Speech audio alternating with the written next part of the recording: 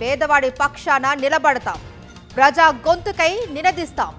Voice of voiceless, తెలుగువారి మనస్సాక్షి సాక్షి TV. సాక్షి TV ప్రసారాల కోసం మీ స్థానిక కేబుల్ ఆపరేటర్ను వెంటనే సంప్రదించండి. శ్రీశైలం జలాశయానికి వరద పెరుగుతోంది. ఇలాంటి టైంలో డ్యామ్ 10వ నెంబర్ రేడియల్ క్రస్ట్ గేట్ వద్ద భారీగా నీరు లీక్ అవుతోంది. వరద రాకముందే క్రస్ట్ గేట్లను క్షుణ్ణంగా పరిశీలించాల్సిన అధికారులు వరద వచ్చిన తర్వాత ఈ విషయాన్ని గుర్తించారు.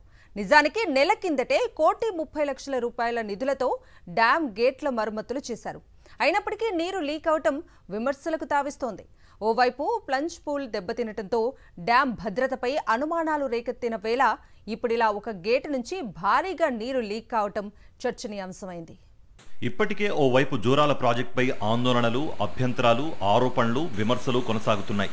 ఇప్పుడు శ్రీశైలం డ్యామ్ వంతొచ్చింది. ₹1 కోటి ఖర్చు చేసి మరమ్మతులు చేసిన గేట్ నుంచి లీకేజీ కనిపించడం విమర్శలకు తావిస్తోంది. వానాకాలం మొదలు కాకముందే డ్యామ్ గేట్ల మరమ్మతుల కోసం ప్రభుత్వం ₹1,30,00,000 నిధులు కేటాయించింది. అయితే సరైన సమయంలో మెయింటెనెన్స్ పనులు జరగలేదు.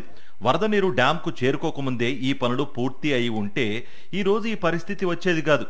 ఆఖరి నిమిషంలో అడపాదడపా మరమ్మతులు చేయడం, వర్షాకాలం కాస్త ముందుగానే రావడంతో పనుల్లో లోపం కనిపించింది.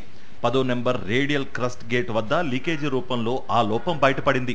ప్రభుత్వం నిధులను ముందుగానే విడుదల చేసి ఉంటే ఈ సమస్య వచ్చేది కాదని, డ్యామ్ గేట్లను మరమ్మతులు చేస్తున్న సమయంలోనే సడన్ గా వరద పోటెత్తిందని, అందుకే పనులు పూర్తి స్థాయిలో జరగలేదని నిపుణులు అభిప్రాయపడుతున్నారు. దీంతో జలాశయం నుంచి నీరు వృధాగా పోతోందని, ₹1 కోటి ఖర్చు కూడా వృధా అయిందని విమర్శిస్తున్నారు. వరద ఉధృతి పెరిగిన కొద్దీ లీకేజీ పెరుగుతుందని, కొన్ని సందర్భాల్లో గేటు కొట్టుకునిపోయే ప్రమాదం కూడా ఉందని అంటున్నారు.